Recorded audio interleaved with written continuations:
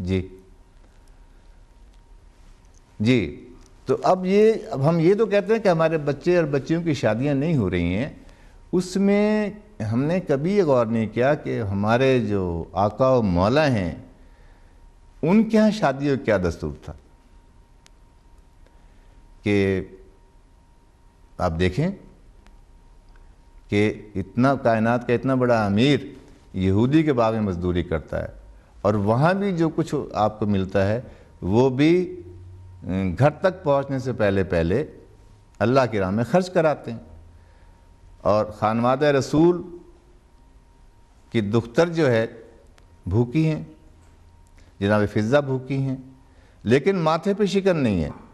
تو میں اپنے تمام مومنین مومنات اور مسلمین و مسلمات بھائیوں سے یہ کہوں گا کہ آپ اپنے بچے اور بچیوں کی شادیاں اس طریقے سے کر لیں جیسے کہ معصومہ کونین کی ہوئی یا مولا کائنات کی ہوئی، کہ کیا کرتے ہیں، کتنی ملیں ہیں، کتنے پیسے ہیں، آپ ہمیں جہیز میں کیا دیں گے، آپ فلاں رسم میں کیا دیں گے. خدا را ان رسومات سے باز آ جائیے گا، اور جب ایک بچہ یا بچی بالغ ہو جائے اور جو بھی اچھا رشتہ ملے، شریف لوگ ہوں، محنتی لوگ ہوں، باقی مولا پہ چھوڑ دیں. ہم بہت سارے امیروں کے گھر ڈھونڈ لیتے ہیں لیکن وہاں بھی بڑی ناچاکیاں، بڑے شر پیدا ہو جاتے ہیں. تو پھر کوئی مومن اور مومن نہ بچہ نہ بچی سب کی شادیاں ایک دم ہو جائیں گی جو اسلام کا تقاضا ہے. لیکن ہم السلام علیکم. وعلیکم السلام ورحمۃ اللہ وبرکاتہ. میں ممی کو بلند سے بول رہا ہوں. جی یعقوب بھائی. جناب آپ کا پروگرام میں سن رہا ہوں. جی بہت مزیدار آپ گفتگو کر رہے ہیں. جی اور اچھے لگ رہے ہیں. شکر ہے خدا کا. احسان. آپ جیسے لوگ ہیں ہم لوگوں کو تعلیم سکھا رہے ہیں. تو میں اب آپ کو حضرت علی کی مبارکباد پیش کرتا ہوں، اور ساتھ یہ بھی عرض کرتا ہوں کہ اس طرح کی شادی ان کے بعد کسی سنی نے یا کسی بلیور نے ان کی کاپی نہیں کی. ویسے بولتے ہیں کہ ہم لوگ اللہ اور اللہ کے رسول کو مانتے ہیں، لیکن ان کی شادیاں جو ہوئی ہیں اس طرح کسی آدمی نے شادی نہیں کی. شیم ہے ان لوگوں پر جو یہ دعویٰ کرتے ہیں کہ ہمیں اللہ تعالیٰ کے نبی سے پیار کرتے ہیں اور ان کے طریقے کو برابر.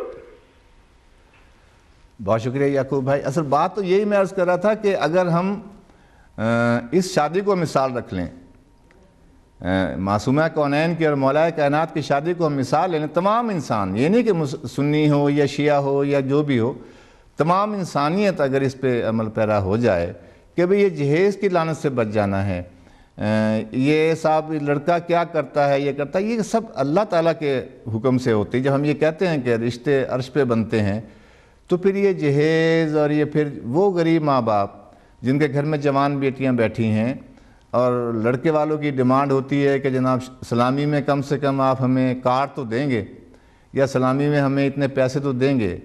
تو تجارت بنا لیا ہے شادی کو. جو اسلام کی شادی ہے وہ تجارت نہیں ہے، وہ اللہ اور اللہ کے رسول کا حکم کے تحت ہو رہی ہے. ہم لوگ جو شادیاں کر رہے ہیں یہ بالکل تجارتی بنیادوں پر ہیں، نہ اب یہ نسلی بنیادوں پر رہیں، نہ یہ خاندانوں پر رہیں، بھئی کوئی ہو. اور یہی وجہ ہے کہ ہماری بچیاں اور بچے اب بوڑھے ہونے لگے ہیں. ہمیں قطعاً یہ احساس نہیں کہ ہمارے بچے شادی کی عمر سے گزرتے جا رہے ہیں. بس ایک لڑکا اور ایک لڑکی، یہ ہے اسلام کی شادی. اس میں نہ کچھ دینا ہے نہ کچھ لینا ہے. جو کچھ دے سکتا ہو وہ دے دے، جو نہیں دے سکتا تو بس شادی ہو جائے، کیونکہ یہ حضور کی سنت ہے. اس پہ ہم عمل پیرا کریں اور ان چیزوں کے، ان رسومات سے اور ان لوازمات سے اگر ہم بچ جائیں.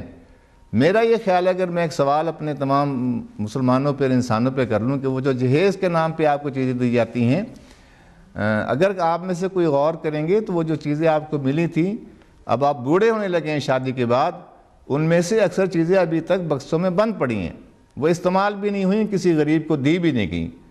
تو خدا را آج اس شادی خوشی میں جو آپ کے گھروں میں کوئی اچھے شریف آدمیوں کے رشتے آ چکے ہیں، انہیں اس بنا پہ نہ ٹھکرائیے گا کہ لڑکا کیا کرتا ہے. ہاں، لڑکا شرابی نہ ہو، جواری نہ ہو، کوئی اس میں ایسا عذر شرعی نہ ہو جس کی وجہ سے اس کی شادی نہ ہو سکتی ہو. لیکن جو اسلام نے حکم دیا ہے کہ بچوں جب بالغ ہو جائیں تو ان کی شادیاں کر دینی چاہیے تاکہ وہ گناہوں سے بچ سکیں.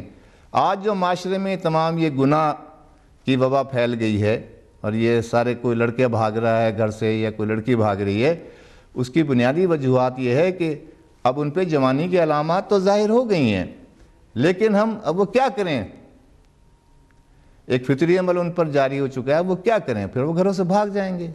آپ کسی کمشنر کو، کسی بڑے عہدیدار کو، کسی جنرل کرنل کو ڈھونڈتے رہیں گے؟